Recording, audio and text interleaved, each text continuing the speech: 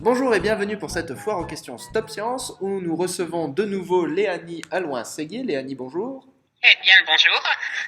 Et où je serai accompagné par Sophie qui est la voix féminine de Stop Science. Bonjour à tous. Alors, petit rappel pour ceux qui n'ont pas vu la première vidéo, c'est que Léanie donc, est jeune diplômée de paléontologie, jeune docteur en paléontologie, devrais-je dire, de l'université de Montpellier, et que Sophie, qui présente Stop Science avec moi, n'est pas en reste au niveau diplôme, puisqu'elle a donc un master de paléontologie, un master de communication scientifique, donc elle sait de quoi elle parle quand elle parle de dinosaures, et sa présence va être d'autant plus souhaitable pendant cette émission qu'elle est en ce moment manager de zoo, et que donc elle sait comment on s'occupe d'un zoo, et elle sait comment on s'occupe des animaux, notamment des grands carnivores, puisqu'elle a l'habitude de manipuler les grands carnivores, au moins quand ils sont au berceau.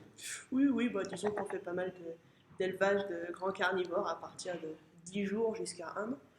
Et puis après, on s'occupe des parents aussi, qui ont quelques années.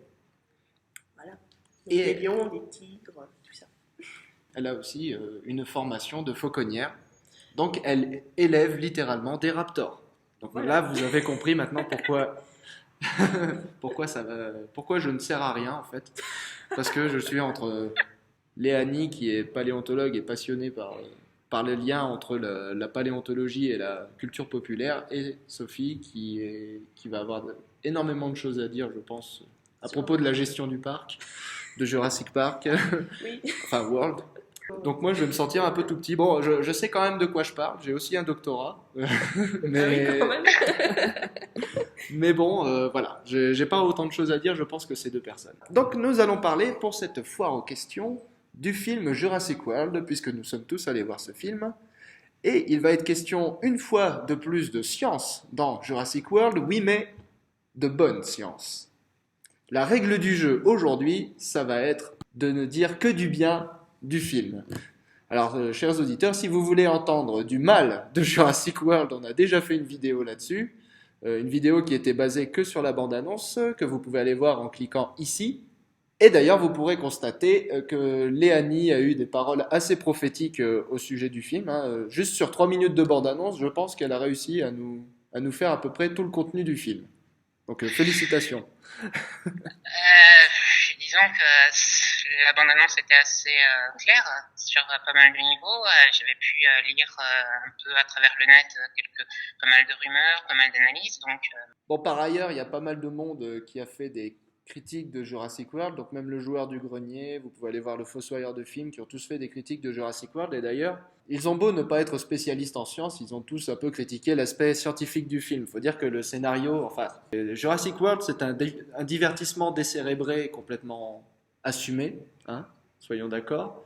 C'est le gros scénario très typique des années 80. Et au niveau du contenu scientifique, c'est un film qui ne respecte même pas le concept de chaîne alimentaire, donc je pense qu'on n'a rien de plus à dire là-dessus.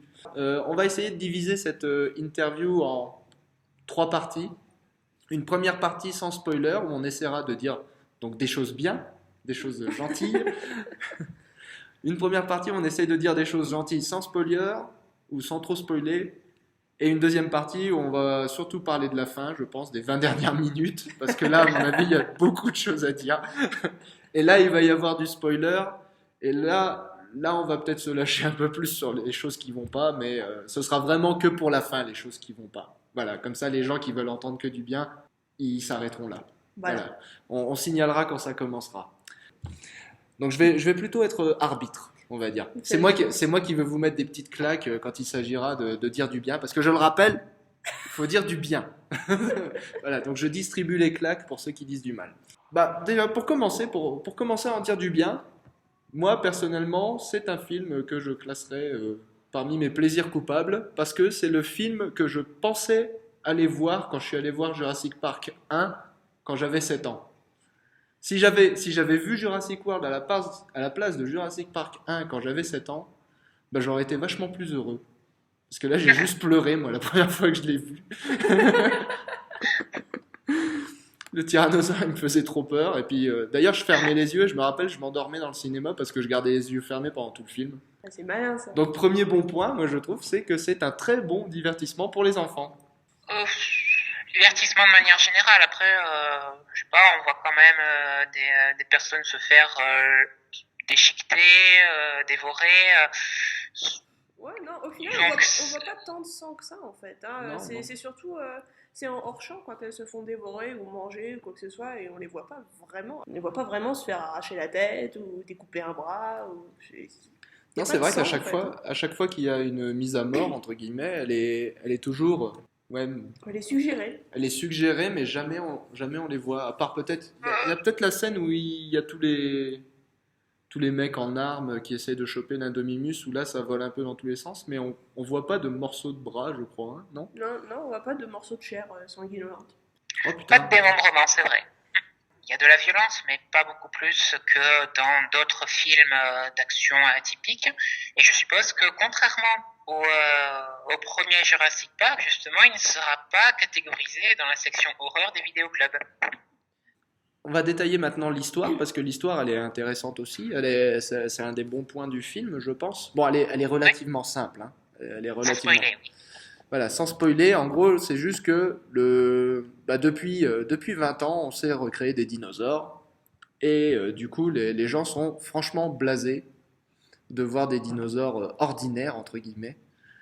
Du coup, ils décident de créer un énorme monstre. Et alors, ce que j'ai bien aimé avec le traitement de cette histoire, c'est qu'on voit vraiment bien la blasitude des gens. Enfin, durant tout le film, le parc nous est dévoilé de telle façon qu'on va s'émerveiller devant le parc en fonctionnement.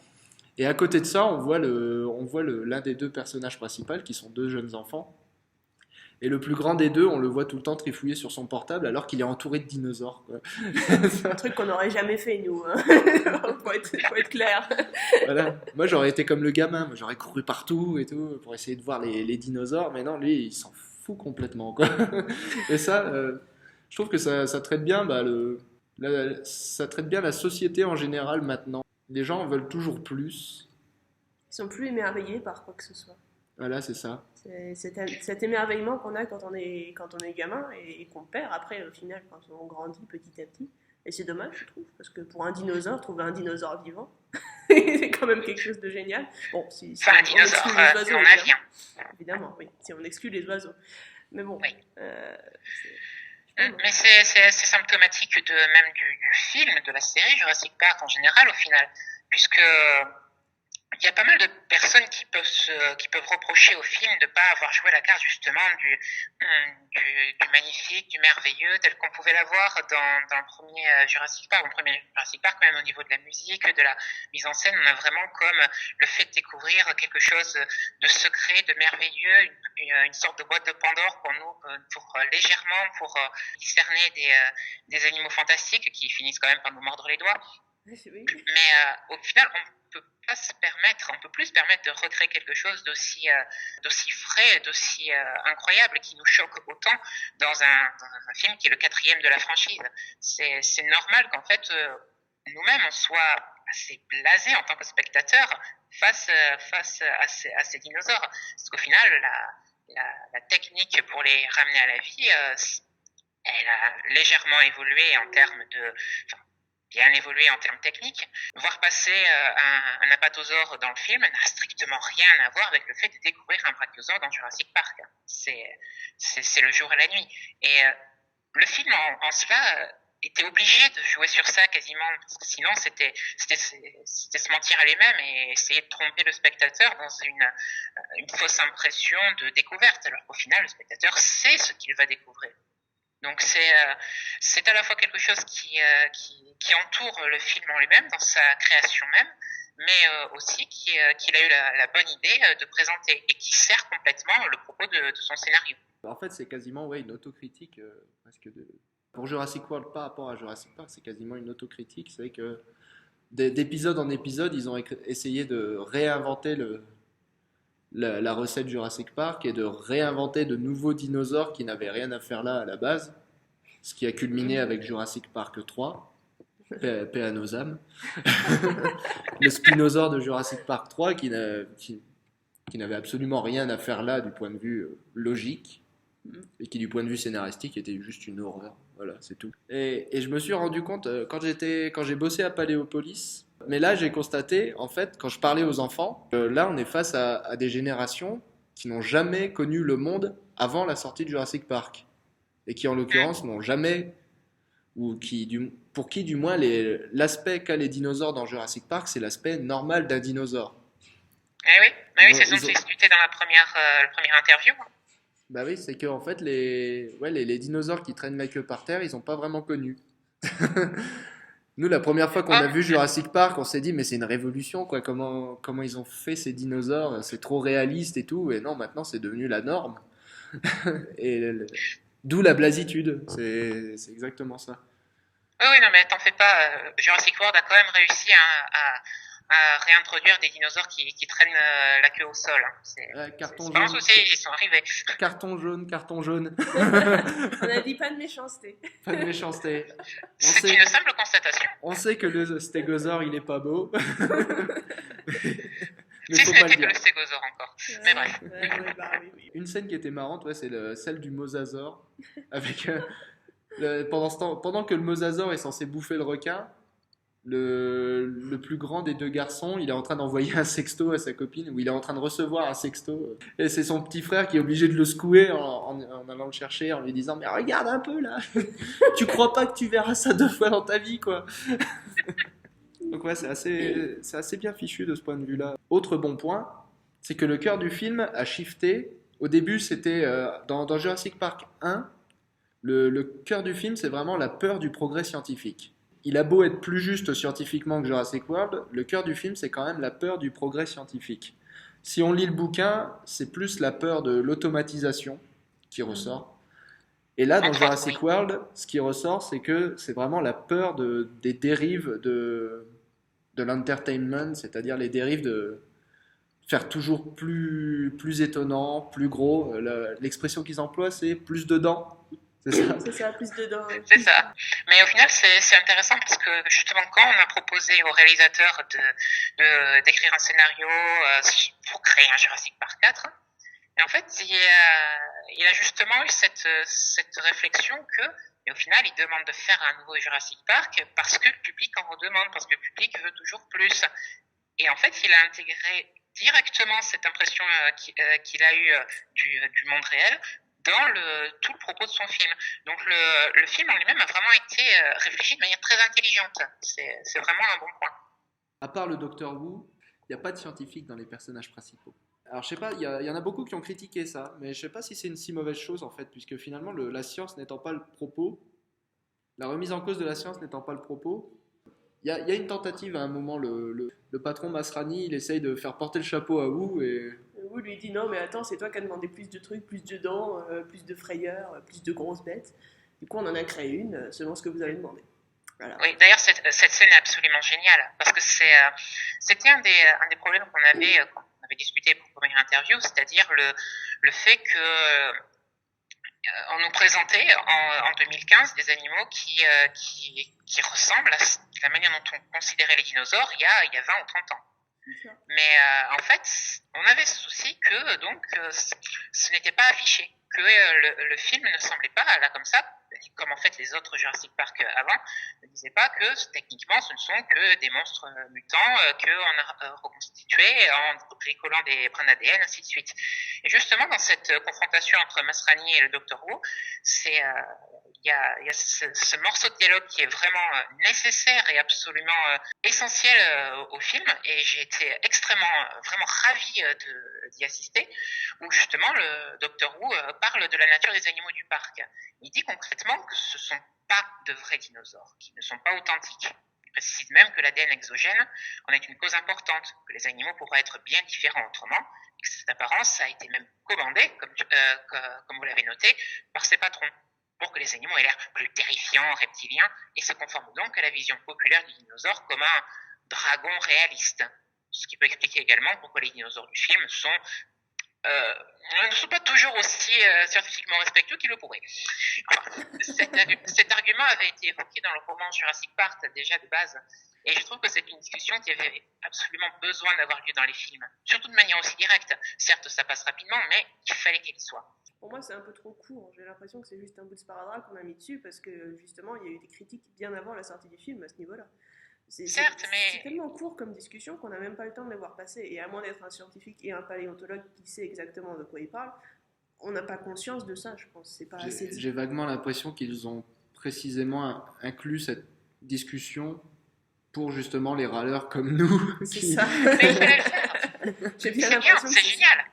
S'ils ont Mais c'est bien écouté, qu'ils l'aient s'ils fait, ont ouais. réagi en conséquence, c'est absolument génial. C'est exact, c'est tout ce qu'on pouvait espérer.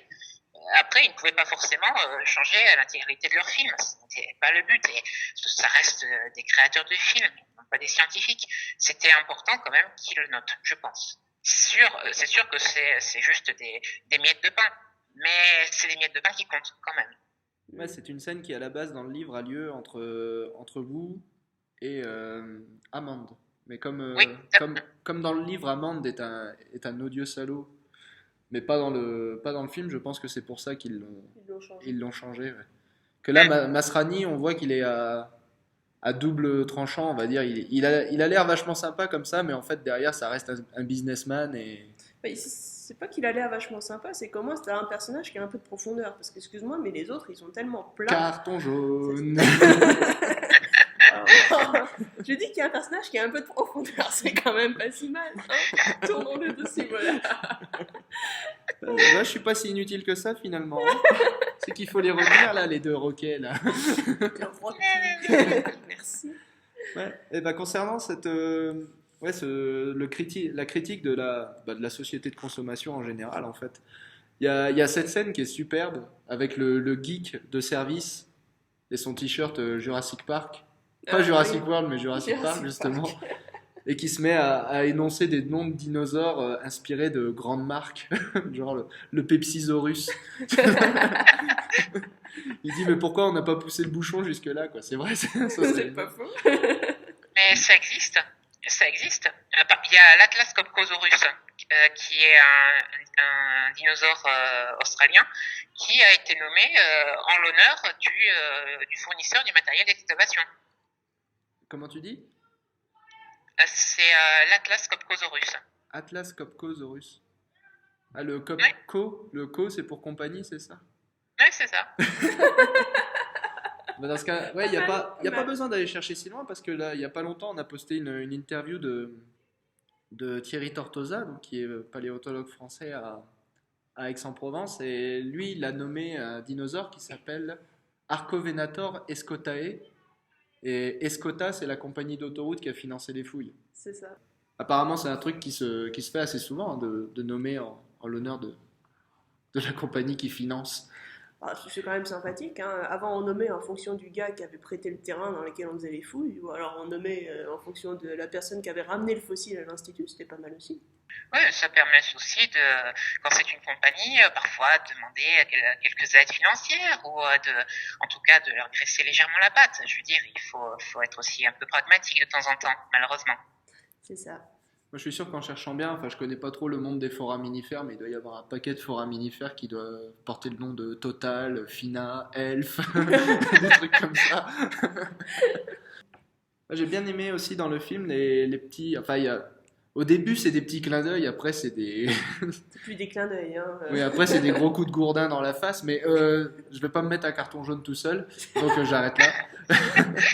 Ouais, les petits clins d'œil qui sont encore des petits clins d'œil au début du film sur les autres dinosaures du parc, ceux qu'on ne voit pas. Et il y a aussi le Monsieur ADN, j'ai bien aimé ça. Revoir Oui. Monsieur ADN en 3D et pas en dessin animé. Donc c'était marrant. Et donc, parmi tous les dinosaures qu'ils nous montrent, il y a des dinosaures d'un peu tous les films, hein. Il y a le 1, le 2. Enfin, il y a les. Tout, ouais. Bah, il y a les modèles 3D qui voient dans le hall. Voilà, c'est ça ce que je veux dire. Ouais, c'est un hologramme en fait. Hein. Ouais, le Parasaurolophus, ça vient du 2 et du 3. C'est le seul dinosaure qui est apparu enfin, c'est le seul herbivore, en tout cas, qui est apparu dans les 4 films, Parasaurolophus. Il y est dans le 1? Il est dans le 1, on voit un groupe de Parasaurolophus en même temps Ah, que les oui. deux brachiosaures Ah sortent oui, du oui, lac au au loin. tout début. C'est vrai, c'est vrai. C'est vrai. Évidemment, c'est vrai. À un moment, il parle des pachycéphalosaurus, ça par contre, c'est que dans le 2, il me semble. Ce n'est que dans le 2, oui. Dans la critique du joueur du grenier, ils disent qu'apparemment Jurassic World serait la suite directement du premier, mais du coup, si on voit des dinosaures du 2 et du 3.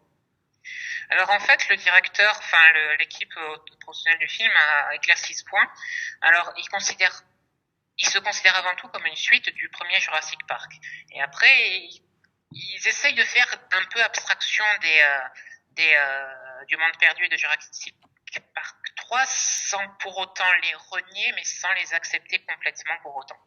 Ouais, C'est c'est un peu compliqué du coup, ça devient un petit peu un gros micmac. C'est un peu nébuleux, hein, mais Non, je pense que c'est pour se laisser de la marge de manœuvre sur les suites en fait. Je pense qu'ils veulent se garder Isla Sorna, du coup pour les suites, mais faire comme si on savait pas qu'elles existaient, comme ça, et ça leur laisse une marge de manœuvre un peu plus. Pour retourner sur les anciennes îles Voilà. et tout. de ce que j'ai entendu dire, bon déjà les suites sont déjà Écrit. en route. Mm. Donc Chris Pratt, l'acteur principal, est déjà engagé pour les suites. Non, chouette. Et en fait, comme certaines premières idées de Jurassic Park 4 le laissaient sous-entendre, on pourrait se retrouver à retourner sur le continent au lieu de rester sur des îles. On verra bien. D'accord. Et puis là, on pourrait carrément faire une guerre entre les hommes et les dinosaures, ou même des gens qui chevauchent des dinosaures. Ça n'a pas déjà été fait dans Transformers, ça? Ah, c'est pas des gens, c'est des robots. Ouais, Voilà. Et donc, parmi les clins d'œil, il y a un squelette de spinosaure.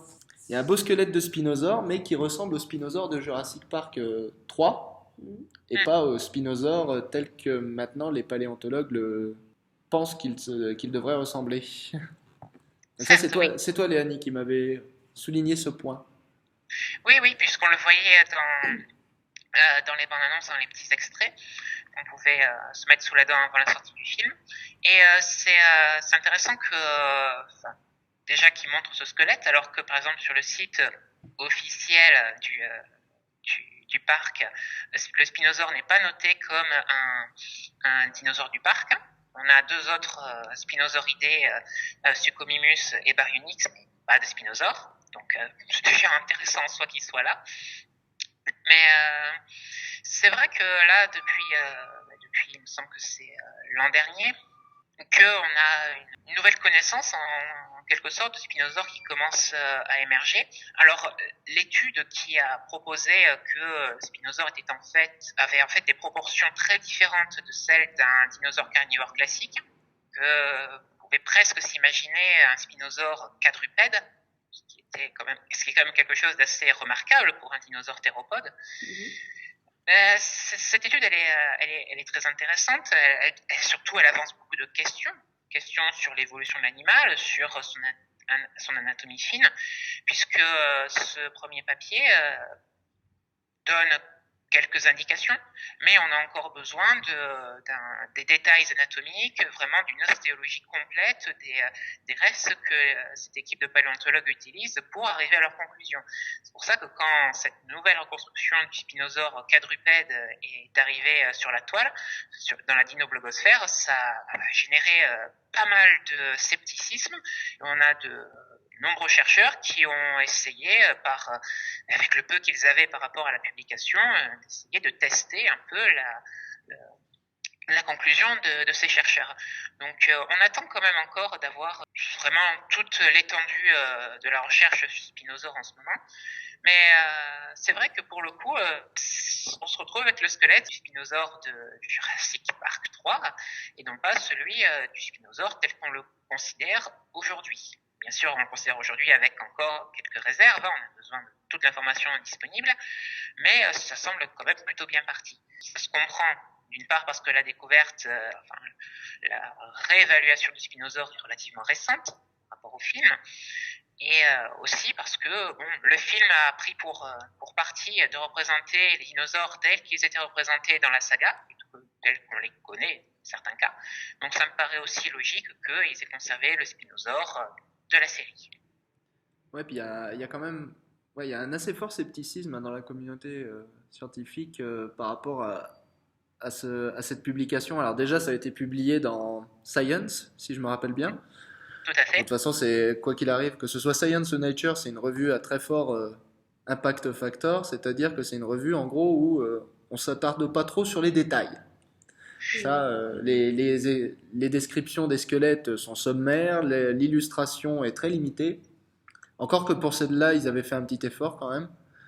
Mais ouais, c'est. Enfin, là où en science, on s'attend quand même à de la transparence, là pour le coup, c'était pas très très transparent comme publication. Et le C'est truc. symptomatique de ces revues-là qui ont des articles très courts et qui veulent avant tout faire de la pub. On le voit par exemple sur Chilesaurus, le dernier dinosaure en date qui soit sorti. Je sais plus s'il était en Science ou Nature, mais il nous manque aussi beaucoup d'informations ostéologiques. Oui, et puis ouais, il y a eu le Yiki aussi, pareil. C'est enfin, c'est assez nébuleux quoi, hein, ce qu'on peut lire. Ouais, faut vraiment les croire quand ils décrivent une structure, faut les croire sur parole parce que c'est pas sur la photo qu'on pourra vérifier quoi. C'est un peu ça C'est le ça. truc. Et là, pour le coup, sur la reconstruction du Spinosaurus, enfin, je pense pas être le seul à m'être arrêté dessus, mais en gros, le squelette complet qu'il reconstitue, c'est un composite de principalement trois Il y squelettes. avait 3 ou 4 squelettes, il me semble. Ouais, trois ou quatre squelettes, dont celui de Stromer, c'est-à-dire celui qu'on a perdu Oui. durant la Deuxième Guerre mondiale, après les bombardements de Berlin.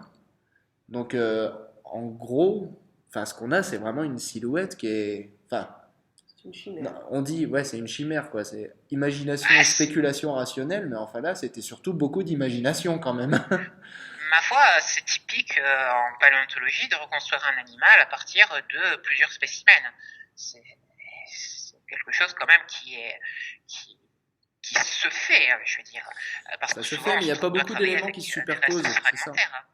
Faut qu'il y ait des éléments qui se superposent, et là, j'ai pas eu l'impression qu'il y avait énormément d'éléments qui se superposaient. Donc, Il y typiquement, a, le nouveau dessin de la voilure du spinosaure, sans m'arrêter sur les proportions, mais juste le nouveau dessin de la voilure du spinosaure, ouais, ça peut être ça, comme ça peut être n'importe quoi d'autre, quoi. je suis tout à fait, je suis Juste pour d'accord. détailler, juste pour détailler, c'est que la voilure avant était arrondie, enfin du moins on imaginait qu'elle était arrondie et maintenant elle serait plus rectangulaire. Donc, donc voilà, comment ils ont déterminé que telle vertèbre allait à tel endroit, enfin, je veux dire, Le problème, c'est quand on a un composite, c'est difficile de savoir si l'animal était plus petit, plus grand, où était du coup la vertèbre par rapport aux autres de l'autre spécimen. Enfin, c'est pas facile à reconstruire du coup. Ouais, c'est le problème avec les proportions qui est très très surprenante qu'ils proposent. Et c'est pour ça qu'on attend avec forte impatience leur prochain papier qui devrait essayer d'éclairer un petit peu leur point. ouais, ou au moins la thèse, je crois que c'est un étudiant de Sereno qui travaille dessus. Faudrait que je vérifie. Donc peut-être que la thèse de cette personne nous éclairera. Puis tu m'avais montré un truc aussi à propos de ce spinosaure, c'était sur les proportions des membres entre les données chiffrées qu'ils donnent et ce qu'ils montrent sur leur figure. Oui, après l'inconvénient, ce que les auteurs ont révélé par la suite, parce que des personnes ont critiqué, ont essayé de vérifier que, en fait, les proportions de certains os donnés dans le texte ne correspondaient pas aux proportions apparentes sur leur figure. Apparemment, ce serait lié au fait que leur figure soit en fait un modèle 3D qui les ont aplatis en 2 dimensions pour faire leur figure. Donc, à cause de la perspective, leur les longueurs apparentes des zones sont biaisées. Et donc voilà, on attend d'avoir véritablement les os décrits, photographiés sous toutes les coutures pour pouvoir savoir si ils ont vraiment quelque chose à nous dire. C'est un peu stupide comme explication là. Logiquement, si tu aplatis un modèle 3D, tu essaies de l'aplatir horizontalement ou dans le sens vertical, enfin correctement pour que ça puisse fonctionner. Et, oui, Non? mais c'est le problème aussi, c'est le problème de vouloir faire un article sexy. C'est un peu tout le principe de Nature et de Science. C'est pour ça que leurs articles sont souvent scientifiquement parfois un peu pauvres. C'est que c'est censé être sexy. Donc c'est aussi des figures sexy. Donc parfois des Ouais. figures qui sont pas très utiles. Enfin là, on avait les jambes qui étaient 27% trop courtes. Donc du coup, Oui, tu oui. nous parlais de l'aspect quadrupède tout à l'heure du spinosaure, c'est quand même largement dû au fait que les jambes ont l'air plus courtes que ce qu'elles ne sont vraiment. Peut-être. c'est pour ça que c'est difficile de répondre et que c'est aussi sûrement une manœuvre prudente de la part des créateurs de Jurassic World d'avoir conservé leur spinosaure tel qu'ils l'avaient utilisé dans Jurassic Park. Voilà, donc c'est pour ça que c'est une bonne chose. Très bien, pas de carton. Pas de carton sur le spinosaure. C'est une bonne chose d'avoir gardé le squelette parce que c'est de la prudence, on peut dire ça. C'était pragmatique, voilà. Voilà, c'est de la prudence qu'on voudra presque dire scientifique. Alors, un sujet qui fâche maintenant. Les ptérosaures. Attention, attention Oh là au là. carton. Ouh là Attention là là au là. carton sur les ptérosaures. Moi, j'aime bien les ptérosaures de Jurassic World parce qu'ils défoncent tout. Parce qu'on a l'habitude de représenter les ptérosaures comme des petites choses fragiles avec des petites membranes de peau que si tu tires un peu dessus, elles s'arrachent toutes seules et puis qu'ils ne pouvaient rien faire, quoi, en gros. Ouais. Et qu'ils étaient trop gros de toute façon pour pouvoir décoller du haut des... Enfin, pour pouvoir décoller autrement que du haut des falaises. Et là, pour le coup, dans Jurassic World, ils ont une liberté de mouvement, mais alors totale. Ils font ce qu'ils veulent, ils soulèvent même des gens du sol. Ils font même du vol stationnaire, hein. Ils font même du vol Je stationnaire. pense Ils, que soulever ils- des gens du sol, c'est un petit peu exagéré. ils passent au travers des bâtiments, ils en ont rien à cirer, ils repartent comme s'il s'était rien passé. Donc voilà, ça c'est une image des ptérosaures que j'aime. Voilà, ça c'est des choses qui ont régné sur les airs pendant, que je dise pas de bêtises, mais au moins 100 millions d'années. Et là, on sait pourquoi, je veux dire. Là, on sait pourquoi ils ont régné, parce qu'ils étaient robustes, ils n'étaient pas aussi fragiles qu'on veut bien le croire. Mais bon, c'est que Jurassic World après, hein, je veux dire. Honnêtement, je vais essayer de peu dire sur ces ptérosaures parce qu'il y en a beaucoup à dire et c'est surtout l'extrêmement mauvais. Mais après, ils je ressemblent vais aux dire quand ptérosaures même qui qu'il y a sont un bon décrits truc dans. quand même. Ils ressemblent un peu aux ptérosaures qui sont décrits dans Le Monde Perdu, mais de Sir Arthur Conan Doyle, celui du Oui, c'est 19e. exactement ça. Ils sont gluants avec. Je suis pas sûre qu'ils soient gluants dans le film, mais bon, c'est vrai qu'ils ont pas l'air terribles quand même. Non, il y a quand même un bon truc. Il y a quand même un très bon truc. C'est que, comme en principe dans le parc, tous les animaux ont le même sexe chromosomique, sont censés tous être des femelles, hein, censés, hein, bien sûr. Il a été intéressant de voir que les ptéranodons, qui sont l'une des deux espèces de ptérosaures qu'il y a dans le film, présentent une forme de leur crête qui semble, qu'on associe en fait à la morphologie femelle chez les fossiles. En fait, chez Pteranodon, on connaît plusieurs formes possibles de crête, dont une qui est plutôt volumineuse et allongée et une qui est plus courte, plus discrète, et qu'on associe donc à la forme femelle de Pteranodon. Et c'est justement cette forme qui est possédée par les ptéranodons du film, qui sont censés être femelles. Donc c'est un bon point, ça. Ils ont quand même essayé de regarder un petit peu la morphologie de l'animal. Ouais, parce Alors, que. seulement sur ce point. Hein. Ouais, ils sont différents par rapport aux ptéranodons de Jurassic Park 3. Ceux de Jurassic Park 3, ça m'avait étonné quand je les avais vus dans Jurassic World, c'est que ceux de Jurassic Park 3 avaient des grandes crêtes et pas ceux de Jurassic World. C'est sûrement pour cette raison. D'accord, ouais, donc ce serait parce qu'ils auraient respecté le dimorphisme sexuel. Attention, c'était le gros mot de. C'était le gros mot de la vidéo. C'est un bel effort. Hein. Et toi, Sophie, tu avais souligné un autre truc par rapport à leur mode de chasse. Oui, c'est vrai que bon, on sait que c'est quand même des animaux qui sont essentiellement piscivores. Hein. Quand on regarde la forme de la tête, c'est quand même fait pour manger du poisson, ces trucs-là. Et ce qui est très bien, c'est la manière dont ils plongent dans l'eau. Ça me rappelle des oiseaux tels que les fous ou les sternes, qui sont des oiseaux marins et qui vont aller pêcher justement sous la surface et qui pour ça ont besoin de plonger. Donc ils ont les ailes à moitié repliées et en une forme de fusée pour mieux pénétrer dans l'eau. Et ça, ils ont bien respecté ça parce qu'on voit ça quand ils plongent dans l'énorme piscine. Du coup, c'est exactement la forme et la vitesse qu'ils doivent avoir pour arriver à percer la surface de l'eau et pour choper le poisson à l'intérieur. Donc ça, c'était pas mal. Et pareil, ils ressortent de l'eau comme des fleurs. C'est ça. Et ce qui est tout à fait cohérent avec ce qu'ils étaient censés faire avant. C'est difficile de pêcher un poisson et de pas arriver à ressortir après, parce que bon, ça me semble pas très logique. Logiquement, tu pêches ton poisson, tu ressors et tu vas le manger un peu plus loin. Bah ouais. Oui, c'est sûr qu'ils ont recréé de manière très fidèle le comportement de certains oiseaux. Mais non, je ne peux pas le dire, donc je ne peux pas dire que c'est un comportement comportement extrêmement improbable pour un pteranodon. Mais bref. C'est sûr, c'est sûr. Enfin, en termes de morphologie, en termes de biomécanique, enfin, disons Mais que... peut-être qu'on se Non, mais plante je en m'arrête termes là. de morphologie et de biomécanique. Peut-être qu'ils pouvaient le faire. Peut-être, c'est Parce que, fort encore une peu fois, ce serait quand probable, même mais super étonnant qu'ils aient pas pu se déplacer comme ils voulaient et d'avoir eu un succès évolutif pareil, quoi. Tu oui, plonges, mais si après, tu plonges au milieu de la mer pour aller chercher un poisson et que tu peux pas ressortir de l'eau, t'es Euh, obligé de non, nager mais jusqu'au bord et d'escalader une falaise. C'est quand même assez. on a des modèles de décollage des ptérosaures depuis la surface de l'eau. On en a, donc on suggère qu'ils sont capables de le faire. Mais pour un ptérosaure de la taille d'un pteranodon, ce n'est pas quelque chose qui se fait comme ça en un claquement de doigts. C'est vraiment quelque chose avec les ailes qui frappent la surface de l'eau, qui provoque quand même beaucoup de remous. C'est pas quelque chose qui se fait. Enfin, c'est pas un hélicoptère non plus. Ah bah j'imagine bien. Hein. Ah bah oui, on n'a pas parlé de la meilleure chose. J'ai oublié. On n'a pas parlé de la meilleure chose qui est. Alors, il y a deux scènes d'ouverture. Il y a la première où on voit les œufs de l'Indominus Rex éclore.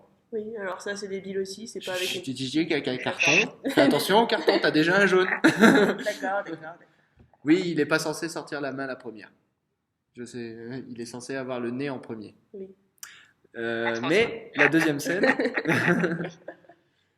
je t'évite le carton, tu vois, je le prends à ta Oh, place. c'est gentil. Je m'octroie un carton jaune. Oh, c'est Voilà, gentil, c'est je gentil. m'octroie. Parce que si tu as un carton rouge, après tu peux Grand plus Seigneur. parler. Donc, je m'octroie ce carton jaune et je dis que la deuxième scène, donc celle après l'éclosion de l'Indominus, des deux Indominus, il y a la scène avec la patte de l'oiseau. Il y a une grosse patte d'oiseau qui apparaît à l'écran, ça fait. Et là, on croit que c'est un dinosaure, et en fait, hop, la caméra se relève et on se rend compte que c'est juste un corbac. Techniquement, c'est un dinosaure. Oui, c'est bel et bien un dinosaure, et ça ça, c'était truc. très bien trouvé, je C'est trouve. ça le truc. T'as le lien entre la bestiole énorme et terrible et hop, le petit oiseau sympa, chanteur, charmeur. Ouais, les corbeaux, quand même. C'était pas un corbeau, je crois. Si, c'est un C'était pas un corbeau. corbeau. C'était un C'est corbeau. quoi? Je sais pas. Je suis même pas sûr que l'espèce existe, hein, mais Oui, c'est un CGI, mais Oui, on est d'accord. Oui, non. c'est un CGI de quoi, du coup? C'était pas un merle. J'avais plutôt pas mon guide ornitho sur moi, malheureusement. Donc, Bon, c'est un oiseau noir qui ressemble à un représentant de la famille des corvidés. Voilà. voilà. Mais qui n'avait pas de tache blanche, donc ça doit pas être une pie. Non. Dans la morphologie n'était pas celle d'une pie. Bref. Bref. Et ça, c'était bien trouvé. Et surtout le côté, le coup de la patte. Parce que c'est quand même au niveau de la patte qu'on a pour la première fois trouvé des indices de la parenté dinosaurienne des oiseaux. Oui, effectivement, les écailles sur les pattes d'oiseau ressemblent trait pour trait aux écailles des anciens dinosaures. Enfin, disons que c'est ce qui est le plus visible de nos jours sur un oiseau. C'est pour ça certainement qu'on avait cette patte d'oiseau à l'écran. C'est assez paradoxal d'ailleurs, puisque certaines des écailles qu'on voit sur les pattes d'oiseaux sont en fait d'un point de vue génétique, des plumes transformées. C'est ça. Donc, c'était intéressant parce que il y a un dinosaure qu'on a découvert il y a quelques temps qui s'appelle Concavenator. On l'a trouvé en Espagne. C'est un carcharodontosauridae, c'est-à-dire un dinosaure carnivore proche des allosaures, où en fait on a certains indices qui montreraient qu'il posséderait ce type d'écailles transformées similaires à celles des oiseaux sur ses pattes. C'est pas sûr, c'est sujet à caution, mais ce serait intéressant par rapport à notre recherche toujours en cours de quand est-ce que les plumes ou disons les protoplumes sont apparues dans l'arbre généalogique, enfin phylogénétique des dinosaures. Donc, Ouais, parce que ça a fait des allers-retours du coup entre écailles et plumes. Les écailles se sont transformées en plumes selon la théorie en vigueur. Oui, pas selon la légende, selon la théorie. Et donc ça a fait des allers-retours entre écailles et plumes en fonction des parties du corps. Ce serait quelque chose comme ça, hein, mais c'est vrai qu'il y a, c'est parfois délicat en fait d'arriver à avoir quelque chose de très clair dans cette histoire. Par exemple, on sait que les tout premiers oiseaux, par exemple, avaient les pattes complètement plumées, donc pleines de plumes. On a encore des exemples d'oiseaux aujourd'hui avec des pattes complètement recouvertes de plumes et pas d'écailles. Quand on prend le harfang des neiges, par exemple. Le harfang des neiges vit dans un endroit qui est sacrément froid. Il a donc besoin d'une certaine protection, notamment au niveau des pattes, où il y a pas mal de déperdition de chaleur. Et donc, il a des pattes plumées, totalement plumées. Ouais. Et puis après, au niveau de... Enfin, il y a une phrase dans... Je crois que c'est dans le bouquin Jurassic Park, où ils disent pas une seule patte à 3 doigts n'a foulé le sol depuis 65 millions d'années. Et donc là, la façon dont elle est filmée, cette patte d'oiseau, quand elle arrive à l'écran, on voit pas l'ergot à l'arrière. C'est pour ça qu'elle est si évocatrice, je pense, d'une patte de dinosaure. En plus du fait qu'elle porte des écailles. Et il y a aussi un des gros points qui relie les dinosaures aux oiseaux, c'est l'articulation de la cheville. Il y a les articulations de type oiseau, qui sont les ornithodies, et dans lesquels on retrouve les ptérosaures et les dinosaures. Et il y a l'articulation de la cheville de type crurotarsienne, et en fait elle est en forme de Z. Et ça, c'est l'articulation de type crocodilienne. L'articulation de cheville de type oiseau, elle n'est pas en forme de Z, elle est rectiligne. Donc ils ont une capacité de mouvement dans la cheville qui est très très limitée, qui peuvent aller que d'avant en arrière, alors que les crocodiliens, grâce à l'articulation en forme de Z, ils peuvent faire des rotations. Donc ça, c'est quand même super intéressant qu'ils aient mis la patte, parce que c'est vraiment au niveau de la patte, enfin au niveau des pattes qu'on a pour la première fois détecté cette ressemblance entre dinosaures et oiseaux. En plus de ce qu'on sait sur la posture des dinosaures et des oiseaux par rapport aux crocodiles et aux crocodilomorphes primitifs. Oui, ils avaient les pattes sur le côté. Alors maintenant, c'est Sophie là, qui va être un peu plus sollicitée. On va parler de la structure du parc en elle-même. Oh, alors, qu'as-tu pensé de cette structure du Jurassic World? Non, mais je suis censée en dire du bien, tu sais. Oui, bon, alors, un des points qui était assez marrant, qui m'a bien fait sourire, c'était le petting avec les bébés dinosaures. Il y avait des petits tricératops et d'autres bébés bestioles qui sont dans un grand enclos. On peut s'amuser à faire du poney sur les tricératops et à aller chatouiller les mini bestioles qu'on a autour. Et ça ressemble tout à fait à ce qu'on peut avoir dans les mini-fermes, dans les zoos, où les enfants vont s'amuser à gratouiller les lapins, ou les bébés chèvres, ou ce genre de choses. Ou alors nous, dans notre zoo, on a aussi... on peut avoir des rencontres avec des bébés lions, des bébés hyènes, enfin des choses comme ça, et on a les enfants qui viennent les caresser aussi. C'est exactement ça, juste transposé avec des dinosaures. Donc, bon, à la limite, c'était une partie intéressante du parc qui ressemble plus ou moins à la réalité.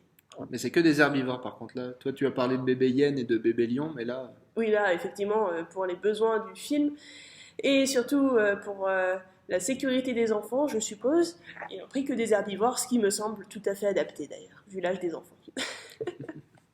Et la scène où le Triceratops se fait chevaucher par une petite fille, ça c'est un truc qui devait être dans Jurassic Park 1 si je me rappelle bien. Alors, c'est en fait dans le livre où Lex, qui en fait dans le bouquin est la plus jeune des deux enfants, qui en fait se lie d'amitié avec un bébé Triceratops, qui semble qu'elle l'appelle Ralph ou quelque chose comme ça. Et il y a je crois qu'elle aimait l'idée de monter dessus. Je ne sais plus si elle le fait vraiment, mais c'est vrai que c'est une idée qui était déjà présente quand même. Et alors, une question que je me posais, c'est qu'on voit les gens se balader avec des dinosaures tout autour d'eux, notamment la scène du canoë qui a beaucoup fait râler. Est-ce que des dinosaures qui finalement seraient bien habitués aux humains pourraient finir par se laisser approcher, même à l'état adulte, sans... Ah oui, oui, dans pas mal de zoos en Afrique, on a ce qui s'appelle marche avec les lions, où en fait on va se balader avec des lions plus ou moins adultes ou âgés. Je l'ai déjà fait avec des lions de 2 ou 3 ans dans un autre parc. Bon, c'était pas en Afrique, mais c'était à l'île Maurice. Mais ça se fait aussi. Il y a des conditions de sécurité qui doivent être mises en place, mais c'est possible. Avec des grands carnivores. Là, en plus, on parle de grands herbivores. Alors, c'est un peu moins dangereux, je suppose, parce qu'il n'y a pas des instincts de prédateurs. Donc, pour l'espèce humaine, ça doit être beaucoup moins dangereux. Mais je pense que si on met les bonnes mesures de sécurité en place, ça doit être tout à fait possible. On n'a pas d'herbivores qui soient aussi grands que les apatosaures, mais les grands herbivores de maintenant, comme les chevaux par exemple, on tombe de cheval et qu'on lui passe en dessous, il va essayer à tout prix de nous éviter. Oui, mais là, on parle d'un animal qui a été domestiqué, Sélectionné. et sélectionné depuis pas mal de temps. D'accord. Donc là, Après, on se parle de dinosaures, ça fait une vingtaine d'années seulement qu'ils sont autour d'eux, donc j'ose imaginer que les plus grands des dinosaures, les adultes, même s'ils ont certainement donné des hormones de croissance ou un truc du style pour les faire grandir un peu plus vite, j'ose imaginer que ces dinosaures-là n'ont pas le même instinct et n'ont pas cette connaissance de l'humain que doivent avoir des chevaux. Donc là, on parle pas de la même chose, on parle d'un animal qui reste sauvage. Le cheval n'est pas un animal sauvage, c'est un animal domestique. Ouais, Là, c'est on vrai est que vraiment sur deux choses différentes. vu la taille des apatosaures, ça doit être juste la première génération, quoi, en fait, C'est hein. ça. Ça peut pas, il peut pas y avoir déjà eu plusieurs générations. Mais bon, après, je veux dire, dans la mesure où ils sont capables de mettre de l'ADN de sèche, Ah, on est plus sur Oui, oui, non, grenouille, là. il est voilà, possible que tout dans la simplement, mesure où ils sont capables de mettre de l'ADN de sèche, ils auraient pu très plus bien. docile. Oui, ils auraient pu mettre un gène de docilité, voilà. Inventer On sait le le gène faire, de la d'ailleurs. docilité. Avant c'est le gène de la docilité. Non, mais on sait le faire. Il y avait cette équipe japonaise qui avait réussi à faire oublier la crainte des chats à des souris. C'était assez génial. Ouais, mais après, il y a aussi un truc qu'il faut bien prendre en compte avec les grands animaux et ce genre de choses, c'est que une fois à l'âge adulte, quand on parle d'animaux sauvages, on a tous les instincts qui se mettent en place, et quel que soit ce qu'on a appris à l'animal avant, il y a toujours un risque, et un gros risque, qu'un jour l'animal réagisse d'une manière totalement inattendue et décide d'aller te piétiner. Voilà, Et l'actualité récente Oui. nous l'a cruellement rappelé. c'est Ouais. ça. Et pour les Ah bon éléphants, pour les éléphants d'Inde, est-ce qu'on considère qu'ils sont domestiqués ou est-ce qu'on considère qu'ils sont juste apprivoisés?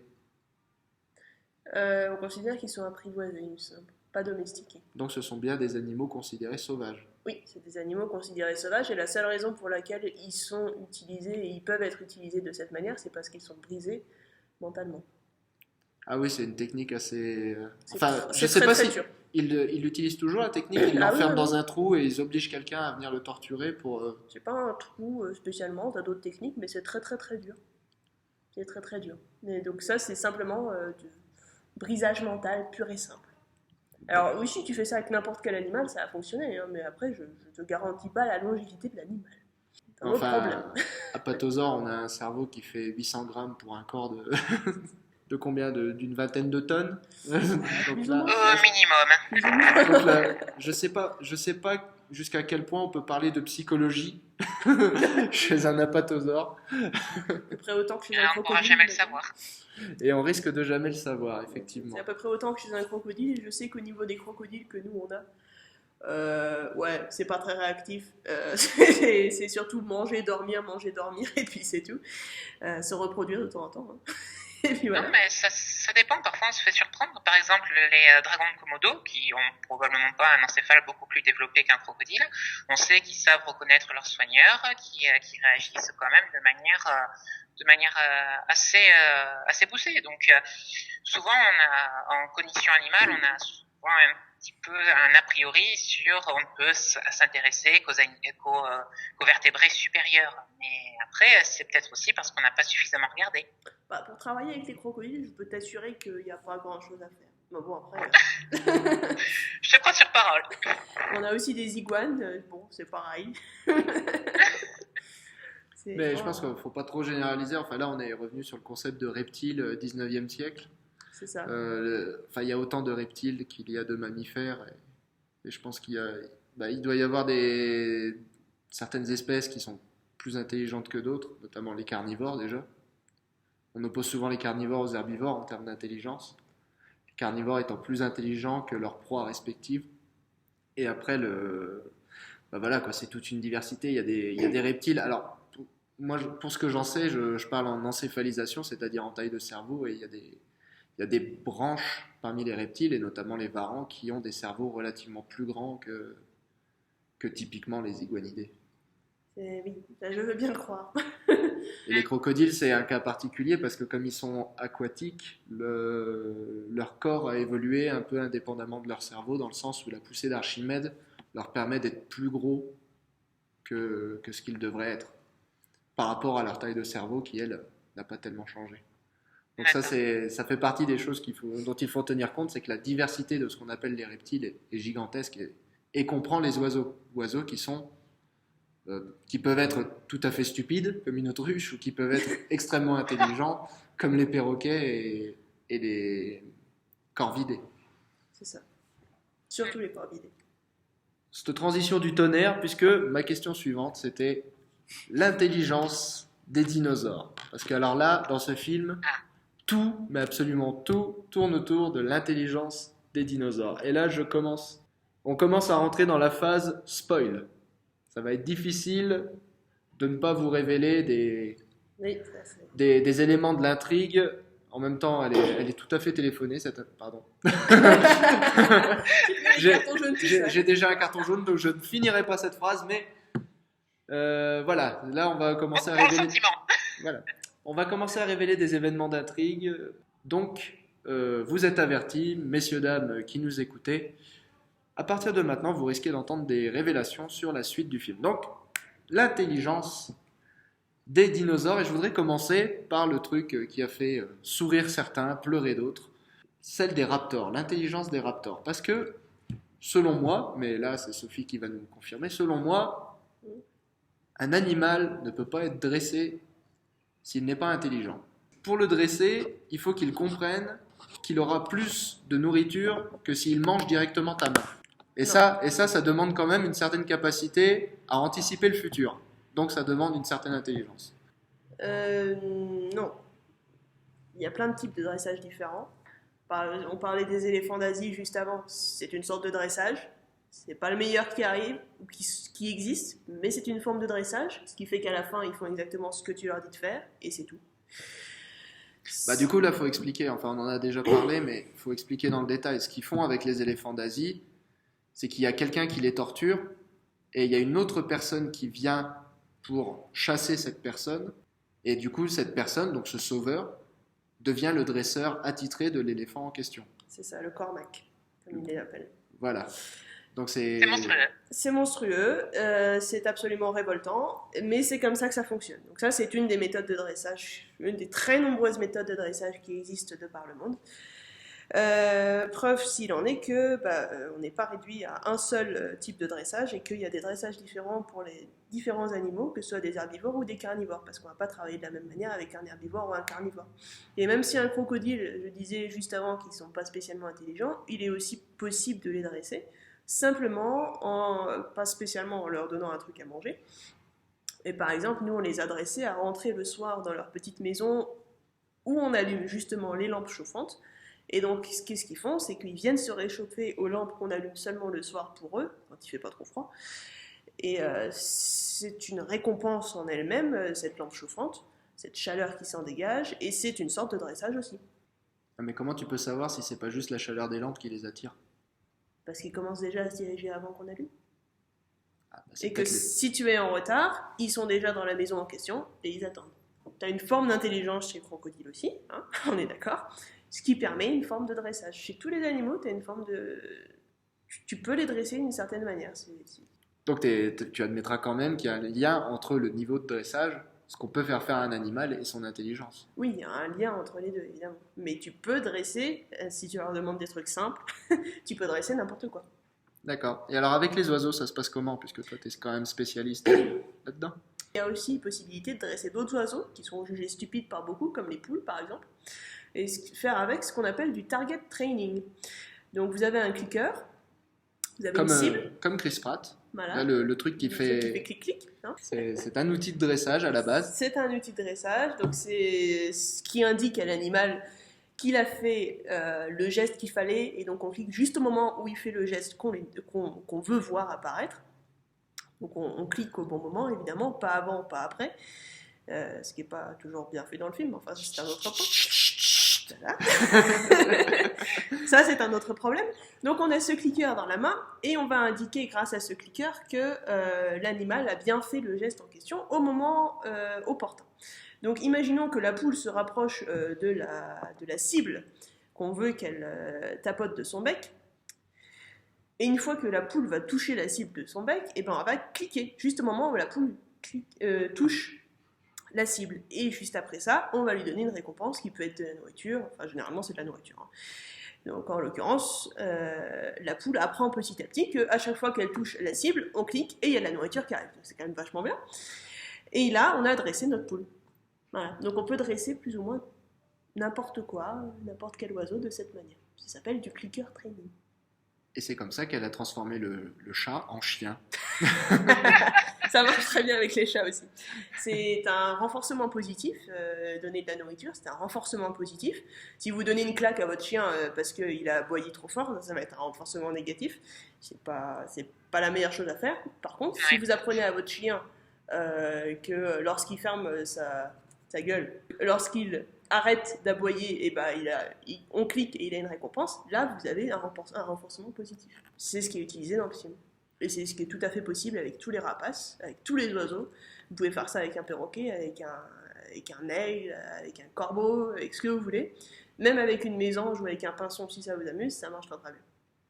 Les oiseaux, en règle générale, spécialement les passereaux, les corvidés et les perroquets, sont particulièrement intelligents. Et avec les rapaces, du coup, ça se passe comment? Parce que rapace, ça se dit raptor en anglais. Donc, en l'occurrence, comment élève-t-on un raptor? Est-ce que, pour répondre indirectement à la question, est-ce qu'ils font ça bien dans le film? Sans le dire, mais du coup, comment on fait en vrai? Pour un rapace, déjà, vous commencez... bon, il y a plusieurs méthodes. Mais souvent, celle qui est préférée,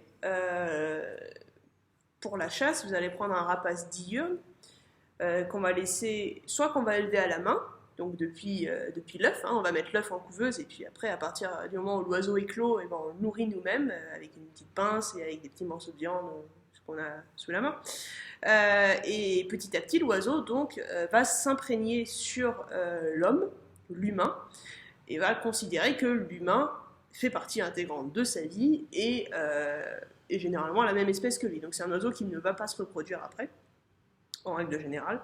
Ça dépend des espèces et des animaux, évidemment, mais en règle générale, c'est un oiseau qui ne se reproduira pas plus tard et qui va être utilisé exclusivement pour la chasse, pour la volerie, ou pour toutes sortes de spectacles, pour l'effarouchement, enfin, pour tout Parce qu'il se prend pour un homme. Et qui se prend pour un humain, et donc qui va vous considérer comme la même espèce que lui. Donc, toi, il y a un aigle qui t'a déjà fait la cour. Tu m'avais raconté. Non, une buse de Harris. Ah oui, une buse de Harris. C'est pas notre problème. Tu te faisais faire la cour par des buses de Harris imprégnées. C'est ça. Du coup. C'est pas toujours facile. Donc c'est une méthode qui a ses avantages et qui a ses désavantages, dont je ne parlerai pas ici. En revanche. Mais en l'occurrence, pour le film. Comme c'est tous des femelles. C'est pas que c'est tous des femelles, mais il dit texto qu'il a imprégné les animaux dès leur éclosion. Donc au moment où les animaux ont éclos, il était présent et c'est lui qui les a élevés. Donc ça, c'est un très très bon point. Parce que c'est exactement comme ça qu'on fait avec les rapaces, spécialement les rapaces nocturnes. Ça marche pas avec un rapace nocturne, vous pouvez pas prendre un rapace nocturne comme ça, et puis au bout de 2 mois, une fois qu'il a connu les parents et tout, et lui dire bon maintenant tu travailles avec moi et voilà, et ça marchera pas. Il va se laisser mourir de faim plutôt que de répondre à votre appel, mais ça c'est autre chose. Donc il a imprégné ses raptors, ce qui est très très bien, et après petit à petit, il leur a appris à communiquer entre eux, il leur a appris à communiquer avec lui, et il leur a appris les petits exercices qu'il leur fait faire. Donc le mieux c'est de leur apprendre quand ils sont jeunes, évidemment, ce qu'il a fait. Donc là c'est plutôt un très bon point. D'accord, mais ça explique pourquoi ils s'enfuient alors quand ils rentrent dans la cage. C'est parce qu'en fait, ils essayent pas de le bouffer. Ce qu'ils veulent, c'est s'accoupler avec. Là, il y a 4 raptors femelles chaud bouillants qui considèrent que c'est le seul mâle qu'elles connaissent. Non, parce que là, l'imprégnation sur l'humain, elle est considérée que tu es un humain parce que tu as vu que ça ne marche que si tu es tout seul dans le nid.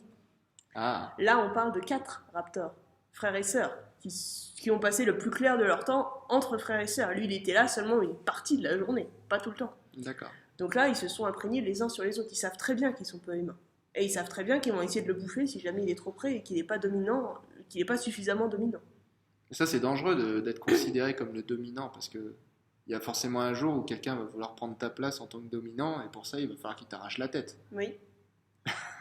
Le problème, c'est que si t'es pas dominant, t'es dominé. Et ça, c'est pas non plus très agréable. Ça veut dire que t'as déjà la tête arrachée. C'est ça. Bah, pareil, si tu travailles avec des oiseaux de proie ou même avec un chien, hein, basiquement parlant, si le chien est le dominant dans la maison, tu vas en avoir des problèmes. Ouais. C'est typiquement, il va te faire la vie, hein, mais bien. Et si jamais tu essaies de lui dire non mais ça suffit, c'est moi qui domine, et ben il va t'attaquer purement et simplement. C'est Et pareil avec, avec les rapaces. et Qui est le avec dominant? les chiens loups. Avec les chiens loups, parce que je me rappelle que ton maître fauconnier avait des chiens loups et il a dit il faut surtout pas être le dominant de la meute parce qu'il y a forcément un jour où ils vont essayer de t'attaquer. Quand tu apprivoises un animal demi-sauvage, faut pas être le dominant, faut juste être le maître. C'est ça. C'est pas facile. Et alors, enfin, tu connais des cas où on a élevé par exemple des bus de Harris. Je sais que les bus de Harris vivent plus ou moins en groupe. Hmm. Donc ça arrive ça, des cas où on élève les bus de Harris en paquet, comme il a fait pour les raptors. Ah bah oui, oui, suffit d'avoir un nid, on a plusieurs œufs et on les élève ensemble, ça marche. D'accord. C'est très courant, hein. Elles obéissent bien Ah oui, je sais pas. Bah, le truc des bus de Harris, c'est que c'est le seul rapace qui vit en communauté. Donc en fait, c'est le seul rapace qui est déjà naturellement apte à comprendre et à communiquer entre les membres du groupe. Ce qui va pas être pareil avec les aigles. Par exemple, les aigles, essayer de faire vivre des aigles en groupe, tu vas t'amuser. Mais en revanche, les bus de Harris sont très appréciées pour ça parce qu'elles sont capables de communiquer et qu'elles sont capables de travailler avec l'homme. Pas seulement d'obéir, de travailler avec. Donc le fait qu'il y ait un lien social naturel entre les bus de Harris, ça facilite Absolument. l'apprivoisement. C'est ça. Donc ce qu'on suppose être le cas pour les raptors. Voilà. D'ailleurs, ça vient d'où ça, le truc que les raptors vivaient en groupe et chassaient en groupe, Léanie? Ah, c'est complètement hypothétique. En fait, on a quelques suggestions que les droméosauridés comme les vélociraptors vivaient en groupe, ou du moins chassaient en groupe. On a par exemple le fameux cas de ces multiples Deinonychus qui ont été retrouvés aux côtés de leur proie, tous morts. Par contre, l'interprétation qui est donnée typiquement, c'est que c'est un groupe de Deinonychus qui a attaqué leur proie, en l'occurrence un Thénantosaure, et qu'ils sont tous morts en même temps. Toutefois, ça peut être aussi interprété comme un piège, ce qui existe dans la nature, où en fait on a un herbivore qui va par exemple s'enfoncer dans un marais et rester piégé, et progressivement des prédateurs qui, attirés par l'odeur de la proie, vont se retrouver à essayer de la manger, mais être piégés à leur tour. Et on a comme ça souvent une proie et une succession de prédateurs qui vont se retrouver eux aussi empêtrés dans le marais et vont former donc un assemblage qui s'est créé de manière continue et non pas à un instant T. On connaît ça aussi par exemple pour les smilodons à la Bréa. Et le seul argument certain, plus ou moins certain, que l'on ait pour des droméosauridés comme Vélociraptor qui vivent au moins à deux, c'est une série d'empreintes en Asie où on a des empreintes de droméosaures. On a deux séries d'empreintes qui décrivent exactement la même trajectoire et qui semblent vraiment marcher l'une à côté de l'autre. Donc c'est vraiment le seul indice vraiment tangible et qui ne peut pas vraiment être attaqué, d'avoir des droméosaures comme Vélociraptor qui vivent en groupe. Mais à part ça, c'est juste la conception que l'on a de ces animaux depuis leur découverte. C'est entre guillemets un même droméosaurien. D'accord, c'est juste parce que on avait des carnivores qui étaient petits et comme les herbivores étaient tous gros, ils se sont dit ils pouvaient pas manger s'ils chassaient pas en groupe, quoi. C'est ça, on les a complètement assimilés à ce qu'on peut voir chez les canidés, en particulier les loups. C'est intéressant parce que je pense, enfin, depuis le premier Jurassic Park, au moins, je pense que beaucoup de gens se disent que c'est quelque chose qui est très bien établi, le fait que les raptors chassent en groupe. Et du coup, là pour le coup, finalement, c'est pas si sûr que ça, en fait. C'est pas si sûr que ça, c'est une possibilité tout à fait envisageable. Et Mais consensuel. après, ça dépend comment est-ce qu'on interprète les restes fossiles. Ok, eh bien, nous arrivons lentement mais sûrement vers la fin de cette interview, de cette discussion, devrais-je dire. Ça va être le moment là de spoiler violemment. Ah. Voilà. Donc, la fin, les 20 dernières minutes de ce film, de ce monument, j'ai envie de dire.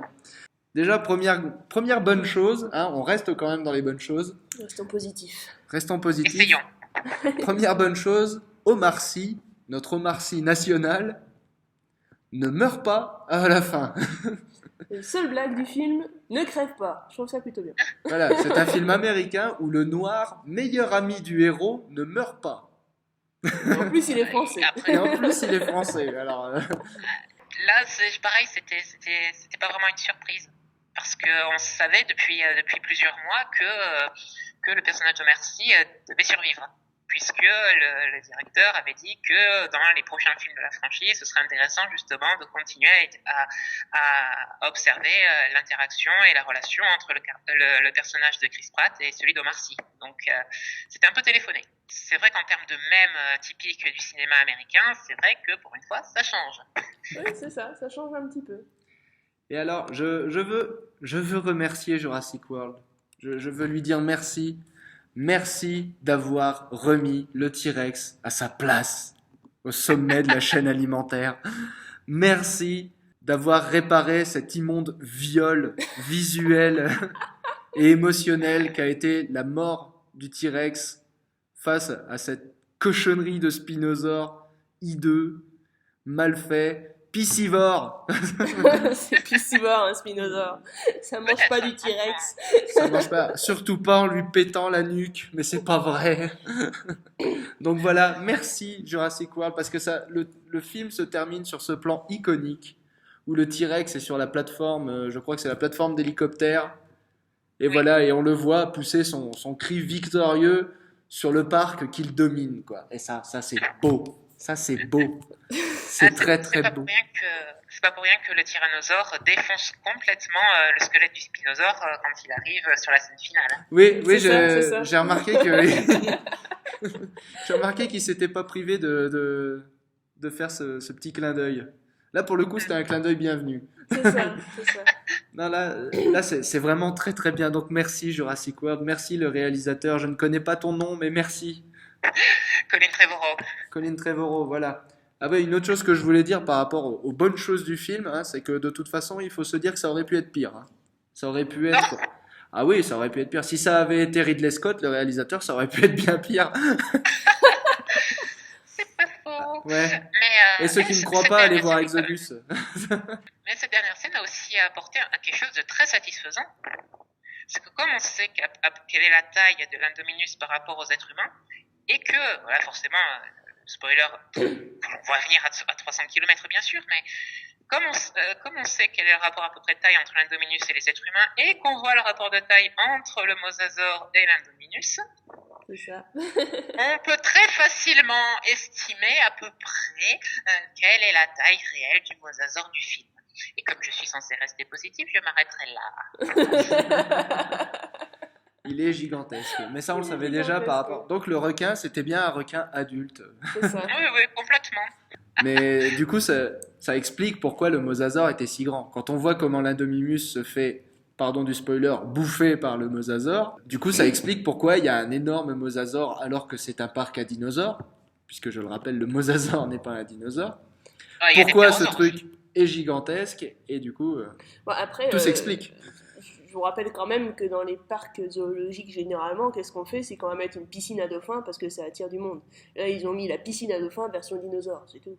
C'est pas un dinosaure. C'est pas un dinosaure, on sait bien, mais quand même, on s'amuse à mettre un truc avec de l'eau parce que ça éclabousse, parce que c'est gros et parce que c'est marrant. Que là, de manière tout à fait réaliste, le parc, pour une fois, se pose bien dans la réalité en mettant cette énorme piscine avec un mosasaure dedans qui sert de piscine à orques ou à dauphins dans le monde réel. Donc oui, non, c'est tout à fait réaliste. Voilà. Moi, par contre, vu que c'est, pour ma part, c'était la dernière remarque que j'avais à faire par rapport, enfin, remarque positive que j'avais à faire par rapport au film. Donc, du coup, je vais m'octroyer un carton rouge. D'où vient le moustique qui a piqué le mosasaure? Voilà. Et bien, en fait, ils Carton donnent rouge, une j'ai plus le droit de explication parler. possible dans le film. En fait, ça peut passer complètement inaperçu parce que c'est vraiment une discussion qui est en fond. Donc en fait, quand les deux neveux de Claire, donc Zach et Gray, se vont pour embarquer dans la gyrosphère, mais Gray parle du fait que les scientifiques du parc, en quête de matériel génétique, pourraient passer de l'ambre aux os fossilisés. C'est peut-être un clin d'œil amusant aux découvertes récentes de tissus mous et de restes de protéines chez plusieurs dinosaures fossiles. Et d'ailleurs, ça pourrait être une sacrée révolution pour ce qui est d'étudier la physiologie de ces animaux. Alors, bien sûr, on ne pourra jamais retrouver de l'ADN intact de dinosaures ou d'autres animaux préhistoriques de cette manière. C'est déjà un point qui avait été proposé dans le premier roman, dans Jurassic Park, où en étudiant un petit peu les actions d'InGen avant que les personnages principaux n'arrivent dans le parc, ils remarquaient qu'ils achetaient de grandes quantités d'os de dinosaures pour absolument aucune raison, parce que c'est des os isolés qu'ils ne peuvent pas vraiment utiliser pour reconstruire des animaux qui n'ont pas d'intérêt scientifique. Et il était sous-entendu qu'en fait, ils essayaient d'extraire de ces os des restes d'ADN. Et il est possible que, comme en fait, on ne peut pas le faire, on ne peut pas récupérer cet ADN nous, mais la discussion du neveu de Claire sous-entend que dans l'univers du film, il existe un moyen pour l'ADN de se conserver aussi longtemps dans des os. Donc il est possible que, à défaut de moustiques, ils aient utilisé des os de mosasaures pour retrouver son ADN. Ouais, c'est ce que dans le premier film, ils en parlent rapidement. Ils parlent de la technique d'extraction de Lloyd, Oui. qui permet d'extraire de l'ADN des os, mais d'une très très faible quantité, ouais, je me rappelle. Et ouais, pour l'instant, tout ce qu'on a pu extraire, c'est des séquences, non pas génétiques, mais des séquences de collagène des os. Il y a encore un article qui est sorti il n'y a pas longtemps, mais cette fois, le dinosaure dont ils ont extrait du collagène n'était pas identifié. Oui, oui, parce que c'était un simple morceau d'os comme ça. Ouais, on a du tyrannosaure, je crois, en On collagène. a du tyrannosaure et du brachylophosaure, un dinosaure à bec de canard. Et on a ces séquences de collagène, mais là justement sur cette dernière étude, on a aussi peut-être des traces de globules rouges. Enfin, encore pour le tyrannosaure et le brachylophosaure, c'était des fossiles qui étaient extrêmement bien conservés. Dans un sens, s'il y avait bien des fossiles dans lesquels on pouvait s'attendre à trouver des restes de tissus mous et des restes de molécules, c'était bien là-dedans. Mais sur ce dernier papier, justement, sur ce dinosaure non identifié, c'était un morceau complètement banal qui n'avait aucune particularité apparente capable de conserver ces tissus dans un tel état. Donc c'est vraiment une ouverture vraiment fantastique sur tout ce qu'on pourrait apprendre dans ces fossiles que jusqu'à présent on considérait comme des morceaux de pierre en fait qui avaient juste conservé la forme originale des os. Un truc qu'on aurait balancé en temps normal, quoi. Exactement. Mais c'est ça, avec tous les restes fossiles que nous ne pouvons pas vraiment exploiter, peut-être que justement maintenant on trouvera un moyen de s'en servir. C'est absolument génial. Ok, eh ben, avez-vous d'autres bons points à souligner par rapport à ce film? Après, c'est un film qui tourne autour d'un parc zoologique d'un autre genre. Et il y a deux, trois trucs qui fonctionnent comme dans un parc zoologique qu'on voit naturellement. Comme par exemple le fait que les animaux soient pucés et identifiés. Ou alors qu'ils puissent être récupérés, qu'on puisse les voir par GPS. C'est une technologie qui est encore en développement au niveau du GPS pour les puces des animaux, mais ça commence à arriver pour les chats et les chiens déjà. Et je pense qu'on aura ça pour les parcs zoologiques dans pas très longtemps. Léa? Ben, ma foi, je crois que, enfin, j'ai des pages de critiques, mais je n'ai pas grand-chose de plus à avancer en faveur du film, si ce n'est que malgré mes quelques moments où, durant le film, j'ai levé les mains au ciel en frustration scientifique, désolé aux personnes qui étaient derrière moi d'ailleurs, mais au final, j'ai quand même passé un très bon moment, parce que même si en fait, le film n'essaye pas de recréer Jurassic Park. Il fait beaucoup de clins d'œil, ce qui peut être apprécié comme être moins apprécié, mais j'ai quand même passé un excellent moment. Donc au moins le film, je pense, d'un point de vue divertissement, a été tout à fait honnête. Alors, il vous reste à chacune un carton rouge. Donc, je vous autorise à cramer votre cartouche avant qu'on termine. Alors, réfléchissez bien à ce que vous voulez dire. C'est la seule chose que vous pouvez dire qui soit mauvaise à propos du film. L'escapade de l'Indominus. Non, parce que je voudrais pas dire, mais quand on a des puces GPS pour savoir où sont ces bestioles et qu'on n'est pas capable de demander par radio ou par téléphone portable, hein, vu qu'ils ont les deux visiblement et qu'ils sont censés avoir des radios Et des téléphones fixes. et des téléphones fixes aussi dans toutes les attractions. Hein, on est dans un grand parc zoologique qui a mis les moyens pour un peu tout, notamment les télécommunications, il semblerait. Quand on n'est pas capable d'appeler le centre principal et de leur demander « Est-ce que vous pourriez me localiser la bestiole par GPS, s'il vous plaît, on a un problème avec les scanners de l'enclos », juste pour vérifier qu'il est dedans avant de demander d'ouvrir les portes et d'envoyer les gars à l'intérieur quand on sait que la bestiole est quand même sacrément dangereuse. Honnêtement, ça me semblait plutôt crétin. Mais bon, ça après, c'est mon avis personnel en tant qu'habitué des zoos. C'est pas quelque chose qu'on fait, sachant qu'en plus on est censé être habitué, quand on a des grands carnivores, on fait des exercices très réguliers sur comment est-ce que ça s'échappe, comment est-ce qu'on réagit dans ces cas-là, qui va chercher le flingue pour le tuer, parce que oui, quand on tue 2 personnes, on est un animal à abattre et c'est fini, et on parle pas des millions de dollars que t'as mis dans l'animal en question, parce que de toute manière ton parc va fermer. Donc voilà. Ça c'est typiquement des réactions qui ne sont pas possibles dans la réalité. Ouais, bah après, c'est tout le film qui avance que par stupidité des personnages, mais c'est quelque chose d'assez classique, je dirais, dans le cinéma récent. T'as déjà cramé ton carton rouge, toi. Oui, mais je complète juste le tien. Là, et puis je fais ce que je veux, c'est ma vidéo. Bon, et toi, Léa, qu'est-ce que tu nous amènes? Ma foi, ça va être un point plus général, je dirais, puisque bon, il y a énormément de choses à reprocher à la manière dont sont présentés les dinosaures dans le film. Enfin, ils n'ont vraiment pas évolué depuis le premier Jurassic Park, qui a quand même 20 ans. Donc c'est dommage, puisque par exemple sur le site du film, enfin du parc, il nous montre des images de tous les dinosaures qui sont censés être présents dans leurs enclos. Et en fait, j'ai remarqué que tous ceux qui sont déjà apparus dans les films précédents conservent leur aspect très incorrect, voire même sont dégradés, comme c'est le cas parfois pour les stégosaures. Alors qu'à côté, ceux qui ne sont pas présents dans le film sont tout de suite beaucoup plus scientifiquement corrects. Ils sont plus colorés, ils ont un design qui est beaucoup plus abouti, hein, parce qu'il est plus récent.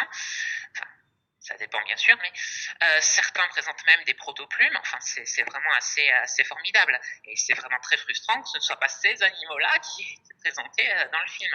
C'est que la véracité a été sacrifiée au profit de la formation d'une légende, d'un monstre aux aspects volontairement exagérés qui est censé en fait nous provoquer quelque chose de manière un peu artificielle, au lieu d'essayer de représenter quelque chose de naturel. Mais Jurassic World assume complètement d'être un film de monstres, plutôt que quelque chose de plus posé, comme pouvait le suggérer le premier Jurassic Park. Mais ouais, mais c'est intéressant ce que tu dis, parce que du coup, là, il n'y a même pas de cohérence du coup interne, en fait. Il n'y a pas de cohérence interne sur la représentation des dinosaures. C'est pas, on a voulu représenter tous les dinosaures old school. C'est, on a juste pris les plus connus. Les plus connus, ils sont représentés old school. Mais tous les autres, on les a représentés comme... C'est tout à fait ça. C'est complètement jeter la cohérence par la fenêtre, puisque ces autres animaux qui ne montrent pas, ils ne les montrent pas, parce qu'apparemment, il ne faut pas choquer avec des dinosaures scientifiquement un peu plus corrects. Mais voilà, Mais ils les c'est montrent un sur peu le site attristant. internet. Mais ils les montrent sur le site internet. Voilà, tout à fait. Génial. Bref, bon, c'était le carton rouge de Léa qui conclut cette interview. Donc je vous remercie toutes les deux d'avoir participé à cette vidéo. C'était avec plaisir à nouveau. Voilà, donc vous aurez compris, chers auditeurs, s'il y a un film à aller voir en ce moment, c'est Mad Max. Non, je repompe cette blague du fossoyeur de film. Merci à tous d'avoir suivi cette vidéo et à une prochaine fois.